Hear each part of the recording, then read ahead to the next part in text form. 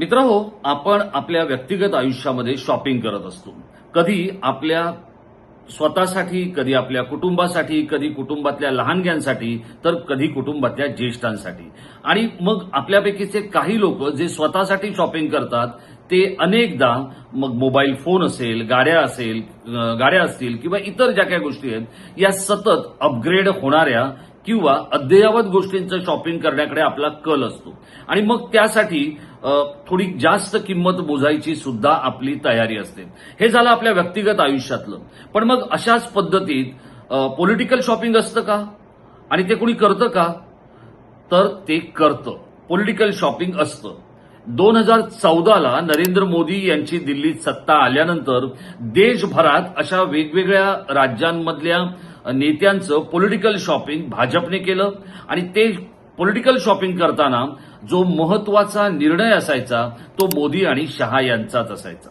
आता अशाच पद्धतीत राज्यातही पॉलिटिकल शॉपिंग होतं. त्याचा निर्णय देवेंद्र फडणवीस आणि भाजपचे प्रदेशाध्यक्ष रवींद्र चव्हाण घेत असतात. आता याच पद्धतीचं पॉलिटिकल शॉपिंग हे एकनाथ शिंदे यांना करावं लागतं का? तर त्याचं उत्तर हो आहे. मग हे एकनाथ शिंदेचं पॉलिटिकल शॉपिंग काय आहे आणि ते त्यांना का करावं लागतंय? त्यामागे त्यांची भूमिका काय आहे?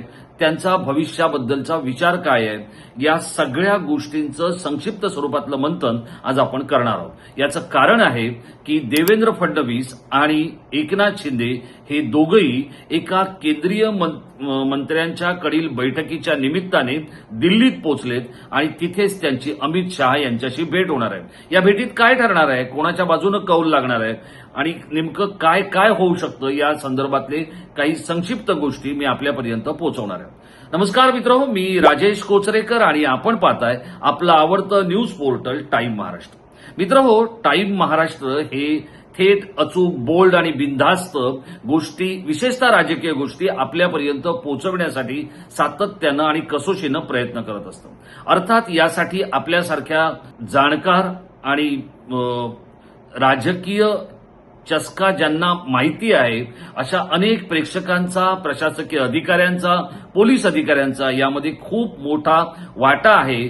त्यांच्याकडून आलेली माहिती, त्यांच्याकडून आलेले तपशील, त्यातूनच असे अनेक व्हिडिओ आपल्यापर्यंत येत असतात आणि ते आपण दिवसागणिक अगदी आवडीनं पाहता, त्याला प्रतिसाद देता, याबद्दल मी आपला मनापासून ऋणी आहे. मित्रहो, आज देवेंद्र गंगाधरराव फडणवीस आणि एकनाथ संभाजीराव शिंदे हे दोन्ही नेते दिल्लीत पोहोचलेले. याचं कारण काय? तर याचं कारण 3 वर्ष आधीपासूनच या दोन्ही नेत्यांनी आपापले पक्ष आणि आपापला राजकीय कॅनव्हास मोठा करण्यासाठी प्रयत्न सुरू केलेले. आता आपण तूर्त देवेंद्र फडणवीसांचं थोडं बाजूला ठेवूया. याचं कारणच आहे त्यांचं पॉलिटिकल शॉपिंग हे दिल्लीतल्या भाजपेश्वरांवर अवलंबून असतं. पण एकनाथ शिंदेचं पॉलिटिकल शॉपिंग हे 2 ते 3 गोष्टींवर अवलंबून असतं. ते फक्त दिल्लीतल्याच गोष्टींवर अवलंबून असतं का? तर नाही. ते फक्त एकट्या एकनाथ शिंदेवरच अवलंबून असतं का? तर नाही. त्यामध्ये डॉक्टर श्रीकांत एकनाथ शिंदे यांचा सुद्धा महत्वाचा वाटा असतो. आता जर आपण पाहिलं तर सध्या राज्यात उकाड्यानं आपण सगळे हैराण झालेलो. पण एक तरुण नेता अगदी चांद्यापासून बांद्यापर्यंत फिरतोय आणि वेगवेगळ्या भागात जाऊन आपल्या कार्यकर्त्यांना, आपल्या पदाधिकाऱ्यांना बूस्टिंग देण्याचा प्रयत्न करतोय. त्या नेत्याचं नाव आहे श्रीकांत शिंदे. सलग 3 वेळा कल्याण लोकसभेतून खासदार असलेले श्रीकांत शिंदे हे गेल्या काही काळापासून आपल्या पक्ष बांधणीसाठी विलक्षण मेहनत घेताना दिसत आहेत. ऊन, वारा, पाऊस याची तमा न बाळगता ते आपल्या वडिलांचे हात मजबूत करण्याचा प्रयत्न करतात. तर दुसऱ्या बाजूला वडील काय करतायत? वडील अगदी ठरवून एक मोहरा टिपतायत आणि तो मोहरा दिल्लीतल्या आपल्या भाजपच्या पक्षश्रेष्ठींना, भाजपेश्वरांना मान्य आहे की नाही याचा कौल लावून घेतायत. तो कौल जर त्यांना पटला तर मग, किंवा जर दिल्लीतल्या भाजपची काही अडचण असेल, काही गोची असेल आणि मग ते शॉपिंग शिंदेंनी करायचं असेल तर ते करतायत. आता आपण येऊया राज्यातल्या सगळ्यात छोट्या जिल्ह्यामध्ये, सिंधुदुर्गमध्ये. तिथे निलेश नारायणराव राणे हे भाजपचे पदाधिकारी होते. महाराष्ट्र भाजपमध्ये ते काम करत होते. पण त्यांच्यासाठी काही व्यवस्था होत नव्हती. वडील खासदार भाजपचे आहेत, भाऊ पालकमंत्री भाजपचा आहे आणि अशा वेळेला तिसरी जागा देणं हे कटकटीचं आणि अडचणीचं होईल. आणि यासाठीच अमित शहा यांच्याकडे झालेल्या शिष्टाईनुसार किंवा त्यांनी केलेल्या शिष्टाईनुसार नारायणराव राणे आणि एकनाथ शिंदे या दोघांनी मिळून एक निर्णय घेतला आणि पुनर्वसन झालं ते निलेश नारायण राणे यांचं. निलेश नारायणराव राणे यांचा एक सगळ्यात मोठा प्लस पॉइंट हा शिंदेसाठी काय ठरला तर आजही तळ कोकण विशेषतः सिंधुदुर्ग जिल्हा हा शिवसेनेसाठी एक फुफ्फुस समजलं जातं. कोणत्या शिवसेनेसाठी तर ठाकरेंच्या शिवसेनेसाठी. आजही तिथे शिवसेनेची प्रचंड मोठी पडझड ही तिथल्या पक्षीय लाथाळ्यांमुळे आणि काही आत्मसंतोषी नेत्यांमुळे झालेली आहे. पण अशाही परिस्थितीमध्ये जी काही तिथली शिवसेना तिथलं जे ठाकरेंचं नेटवर्क हे कायम आहे ते जर तोडायचं असेल शिंदेंना तर शिंदे हे उपयोगाचे नाहीत आणि त्यासाठी मग निलेश राणे हा एक उत्तम पर्याय शिंदेसाठी ठरला. निलेश राणेंनी ज्या पद्धतीचा परफॉर्मन्स दिलेला आहे तो परफॉर्मन्स आजच्या दिवसांमध्ये सांगायचं तर वाव परफॉर्मन्स आहे. आता अशाच पद्धतीत दुसऱ्या आणखी एका कुटुंबावर शिंदेंनी जाळं टाकायला सुरुवात केलेली आहे आणि ते कुटुंब आहे वसई विरारचं अत्यंत प्रभावशाली, शक्तिशाली, श्रीमंत आणि स्वावलंबी असं कुटुंब, ते म्हणजे हितेंद्र ठाकूर यांचं कुटुंब. हितेंद्र ठाकूर आणि त्यांचे चिरंजीव क्षितिज ठाकूर यांचा या निवडणुकीमध्ये जो काही मागच्या निवडणुकीत पराभव झाला तेव्हापासून क्षितिज ठाकूर यांचं पुनर्वसन कसं करायचं यासाठी हितेंद्र ठाकूर यांना काही काळ चिंता भेडसावते. पण ती काही काळापुरताच असेल, कारण वसई विरारचा जो पट्टा आहे हा या ठाकूर कुटुंबाने अत्यंत जबरदस्तीने आणि एकदम घट्ट पद्धतीने बांधलेला आहे आणि ती जी काही त्यांची जबरदस्त अशी राजकीय शैली आहे त्या शैलीचा मुकाबला ना भाजप करू शकलेला आहे ना.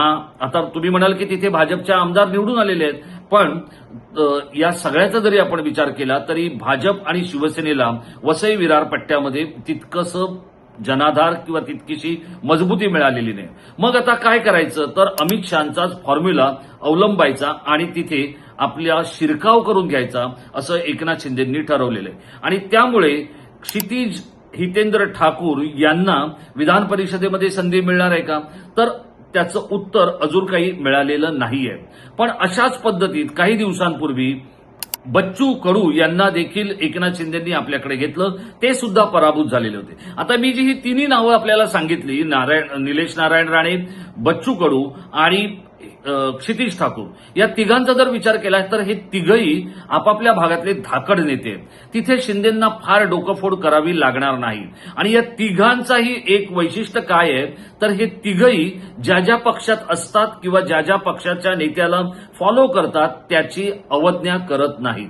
ते मुर्जी पटेल छाप राजकारण करत नाहीत, म्हणजे खायची एकाची पोळी आणि वाजवायची दुसऱ्याची टाळी असं ते करत नाहीत. आता तुम्ही म्हणाल मुर्जी पटेल हे तर भाजपचे आहेत, हो, पण मुर्जी पटेल यांना शिवसेनेनं तिकीट दिल्यानंतर सुद्धा ते त्यांच्या परिसरामध्ये भाजप वाढण्यासाठी प्रयत्न करत असतात. होर्डिंगवर शिंदेचा फोटो लावत नाहीत. त्यांच्याकडे स्वतःचे कंत्राटदारीतून आलेले पैसे आहेत, ते स्वावलंबी आहेत. पण मुर्जी पटेल यांचं संपूर्ण या अंधेरी, जोगेश्वरी, मरोळ या भागांमधलं जर राजकारण आपण पाहिलं तर शिंदेंना कदाचित असा प्रश्न पडत असेल मुर्जी पटेल यांना पाहिल्यानंतर, याचीसाठी केला होता का अट्टास? तर ही गोष्ट निलेश राणे, बच्चू कडू, क्षितिज ठाकूर यांच्या बाबतीत होऊ शकणार नाही, कारण हे तिघही आपापल्या भागात जरी जोरकस असले, दमदार असले तरी ते पक्ष नेतृत्वाला किंमत देणारे आणि पक्ष नेतृत्वाला मानणारे नेते. आणि मग आता जर समजा क्षितिज ठाकूर यांना घ्यायचं असेल तर ते शिंदेंना सोपं आहे का तर त्याचं उत्तर हो आहे. आता क्षितिज ठाकूर यांना घेताना रवींद्र सदानंद फाटक यांच्यावर अन्याय होणार आहे का तर त्याचं उत्तर हो पण आहे आणि नाही पण आहे. तुम्ही म्हणाल दोन्ही बाजूने कसं म्हणताय तर ते मी आपल्याला सांगतो. रवींद्र सदानंद फाटक हे माजी आमदार आहेत, स्वतः व्यावसायिक आहेत, हे मी माझ्या मागच्या व्हिडिओत आपल्याला सांगितलं होतं. पण त्यांची अडचण हे काय की म्हणजे जी त्यांची अडचण आहे ती शब्दबद्ध केली आहे भाजपच्या काही नेत्यांनी. रवींद्र सदानंद फाटक हे माजी आमदार आहेत, शिंदेंशी एकनिष्ठ आहेत, पण त्यांनी त्यांच्याकडे जी जबाबदारी दिली होती ती जबाबदारी त्यांना तितकीशी पार पाडता आलेली नाहीये आणि त्यामुळेच रवींद्र फाटक यांच्या कामगिरीचं वर्णन हे भाजपच्या ठाण्यातल्या काही स्थानिक नेत्यांनी केलंय आणि ते आहे रवींद्र फाटक हे निष्क्रिय आहेत. आता रवींद्र फाटक यांचा उपयोग कसा, कधी, कुठे करून घ्यायचा हे शिंदेंना नीट माहितीये. पण ते आता रवींद्र सदानंद फाटक यांना डावलून क्षितिज हितेंद्र ठाकूर यांना निवडतील का तर यातली गंमत आपण समजून घेतली पाहिजे. 440 एकूण जर आपण समजा हे आता विधान परिषदेचे मतदार जे आहेत, विधान परिषदेमध्ये एकूण 78 जागा आहेत आणि या 78 जागांपैकी 22 लोकप्रतिनिधी हे किंवा 22 लोक हे स्थानिक स्वराज्य संस्थांमधून निवडून जातात. गेल्या 4.5 वर्षात यातले 16 लोक हे निवडून गेलेले नाहीयेत आणि आता या 16 लोकांसाठी निवडणूक होणार आहे. ती होणार आहे 18 जूनला. 22 जूनला त्याचा निकाल लागणार आहे. आता जर आपण विचार केला तर एकनाथ शिंदे यांची ताकद किंवा शिंदेचं जे काही वर्चस्व आहे तो ठाणे आणि पालघर जिल्ह्यात आहे, पण तो भाजपपेक्षा कमी आहे. भाजपकडे एकूण 444 मतदार आहेत आणि एकनाथ शिंदेकडे 346 मतदार आहेत. आता हा जो काही 97-98 मतदारांचा फरक आहे हा इथे आपल्याला दिसतोय. तर आता आपण येऊया बवियाकडे किती जागा आहेत. तर बवियाकडे 71 मतदार आहेत आणि त्याचप्रमाणे हितेंद्र ठाकूर हे जुने काँग्रेसी असल्यामुळे, राष्ट्रवादी शरद पवारांशी त्यांचे संबंध चांगले असल्यामुळे त्यांच्यासाठी जी काही मतांची गोळाबेरीज करणं आहे हे अधिक सोपं ठरू शकेल शिंदेसाठी आणि हितेंद्र ठाकूर यांच्यासाठी सुद्धा. आणि त्यामुळे मग जे काही लक्ष्मी दर्शन करायचे त्यामध्ये हितेंद्र ठाकूर मागे हटणार नाहीत. पण हितेंद्र ठाकूरांच्या जर क्षितिजला तिकीट दिली तर 2-3 गोष्टी शिंदे साधू शकतात या पॉलिटिकल शॉपिंगमध्ये. कारण हितेंद्र ठाकूर आणि त्यांच्या कुटुंबावर भाजप नाराज आहे. नाराज कुठपर्यंत तर देवेंद्र फडणवीस त्यांच्याशी एकांतात बोलत असतील, रवींद्र चव्हाणांशी त्यांच्या बैठकाही झालेल्या आहेत, पण विनोद तावडे प्रकरण झाल्यापासून दिल्लीतलं भाजप हे ठाकूर कुटुंबावर तितकंसं समाधानी नाहीये आणि तितकंसं त्यांच्याबद्दल आनंदीही नाहीये. आणि मग जर भाजप घेत नाहीये ठाकूरांना आणि तरीही महायुतीच्या पोटात ठाकूर सामावून घ्यायचे, मग ते जातील कुठे? तर ते जातील एकनाथ शिंदेकडे. बच्चू कडूचं सुद्धा तसंच झालं होतं. बच्चू कडूंना महायुतीत घ्यायचं तर होतं, पण थेट भाजपमध्ये प्रवेश त्यांना द्यायचा नव्हता किंवा थेट भाजपला त्यांना स्वीकारायचं नव्हतं. मग त्यांनी केलं काय? तर त्यांनी केलं एकनाथ शिंदेमार्फत बच्चू कडू हे महायुतीचा घटक बनले. आता हे असं सगळं सुरू असताना तिकडे रायगडमध्ये तटकरेंना दुखावलं जाईल का? तर नाही, तटकरेंना दुखावलं जाणार नाही. भरत गोगावले यांचे सुपुत्र विकास गोगावले यांना तिकीट मिळण्याची शक्यता अत्यंत नाच्या बरोबरीने आहे, ती धूसर आहे. कारण भाजप तटकरेंना दुखवत नाहीये आणि शिंदेंना सुद्धा तटकरेंना दुखवायचं नाहीये. हा सगळा याच्यातला महत्वाचा विषय आहे आणि त्यामुळे अनिकेत तटकरे यांच्यासाठी एक वेगळं रेड कार्पेट टाकण्याचा विचार सुद्धा शिंदेंच्या डोक्यात सुरू आहे. तो पण आपल्याला दुर्लक्षित करून चालणार नाही. आता जर आपण रत्नागिरी आणि सिंधुदुर्गचा विचार केला तर तिथे 947 एकूण मतदार आहेत. जर आपण सर्वाधिक मतदारांचा विचार केला तर ते ठाणे आणि पालघर जिल्ह्यात आहेत. 1054 मतदार आहेत आणि या 1054 मतदारांपैकी सायझेबल मतदार हे शिंदे आणि बविया एकत्र आले तर त्यांचा उमेदवार सहजगत्या निवडून येतो. महायुतीची ताकद वाढू शकते. आणि मग जर समजा रवींद्र फाटक यांच्यासाठी काही करायचं असेल किंवा द्यायचं असेल तर महामंडळांची नियुक्ती होणारच आहे.